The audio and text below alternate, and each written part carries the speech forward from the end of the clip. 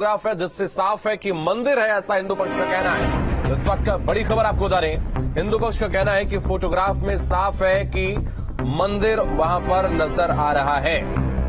तो हिंदू पक्ष ने अपना पक्ष रखा है और उसमें कहा है कि फोटोग्राफ में साफ तौर पर देखा जा सकता है कि उसमें मंदिर है। मानवेंद्र।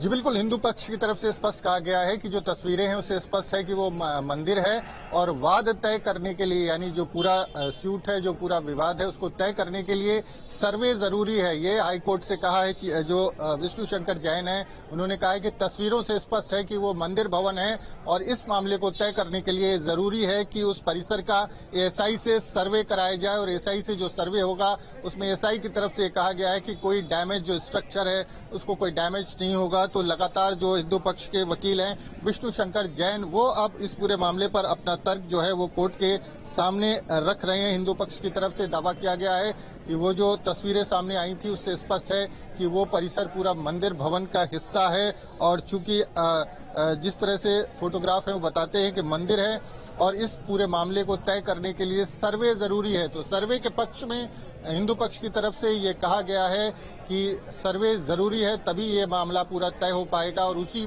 मुद्दे को लेकर के बहस हो रही है। जबकि अब जो मुस्लिम पक्ष है वो मेंटेनेबिलिटी पर जो पूरा मामला है, जो ऑर्डर 7 और रूल 11 की बात हो रही है, मेंटेनेबिलिटी का जो बिंदु है जिस पर पहले भी बहस हो चुकी है, वाराणसी जिला न्यायालय ने उस पर एक आदेश भी दिया है कि उससे ये बात नहीं है।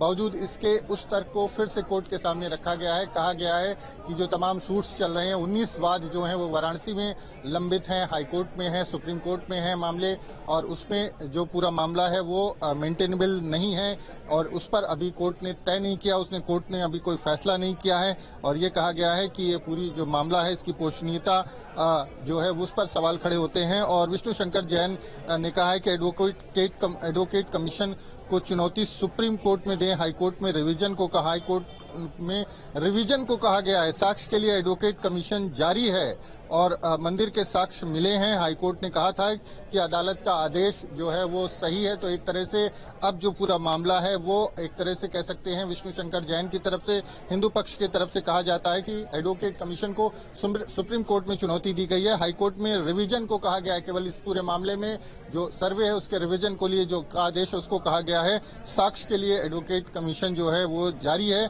और अब जो है इस पूरे मामले को तय करने के लिए एएसआई से सर्वे कराना बेहद जरूरी है, क्योंकि एएसआई सर्वे से स्पष्ट हो जाएगा और जो पूरा वाद है वो तय हो जाएगा। और जो तमाम तस्वीरें मिली हैं, चाहे वो एडवोकेट कमीशन की बात कर लें या एएसआई के सर्वे की शुरुआती दौर की बात कर लें, उससे ये स्पष्ट होता है कि वो जो पूरा भवन है वो मस्जिद नहीं बल्कि हिंदू मंदिर है। तो यही बहस जो है फिलहाल हिंदू पक्ष की तरफ से कोर्ट में रखी जा रही है। जी बिल्कुल, तो हिंदू पक्ष का वकील विष्णु शंकर जैन ने अपनी दलील जो है वो पेश की है। लगातार हर एक अपडेट हम आप तक पहुंचा रहे हैं, हमारे सहयोगी भी ग्राउंड जीरो से बने हुए हैं। सुशांत आपके पास आएंगे इस वक्त। हिंदू पक्ष के वकील ने अपना पक्ष रखा है, एएसआई की लीगल आइडेंटिटी जहां चीफ जस्टिस ने पूछी, उसके अलावा हिंदू पक्ष ने कहा कि तस्वीरों में साफ नजर आ रहा है कि वहां मंदिर है।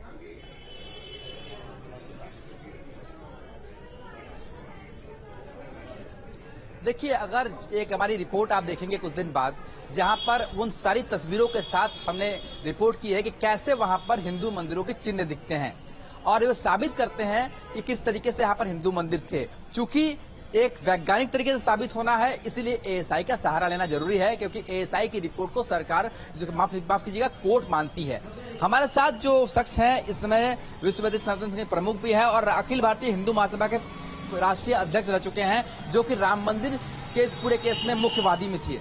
ये बताइए कि जब राम मंदिर की जो प्रक्रिया थी वही प्रक्रिया अब यहाँ भी हो रही है। बात ये अलग है कि वहाँ पर विजुअली दिखता नहीं था, यहाँ विजुअली दिख रहा है। तो जो चट्टानों पर हिंदू मंदिरों के निशान है, क्या आपको लगता है एएसआई को इस तरीके के केस में वो कितनी मददगार साबित हो सकते हैं? देखिए, मैं स्पष्ट कर देना चाहता हूँ, राम जन्मभूमि केस में जो एएसआई का सर्वे था वो बड़ा मुश्किल कार्य था, इसलिए बहुत लंबा समय लगा, क्योंकि बहुत सारी चीजों को बहुत गहरी खुदाई करके सारी चीजों को ढूंढ के लेके आना था, तब करना था। और इसमें सब कुछ आंखों के सामने है। इसकी प्रक्रिया इतनी लंबी नहीं है जितनी राम जन्मभूमि केस की रही है। इसमें तो एक सरल तरीके से, मैं समझता हूं उसकी अपेक्षा बहुत सरल तरीके से इसकी कार्रवाई पूरी हो जाएगी और बहुत जल्दी सब कुछ सामने आ जाएगा। हाँ, फिर भी एएसआई सर्वे चूंकि परिसर बड़ा है और बहुत गहराई तक सारी चीजें देखनी है, तो थोड़ा समय तो जरूर लगेगा।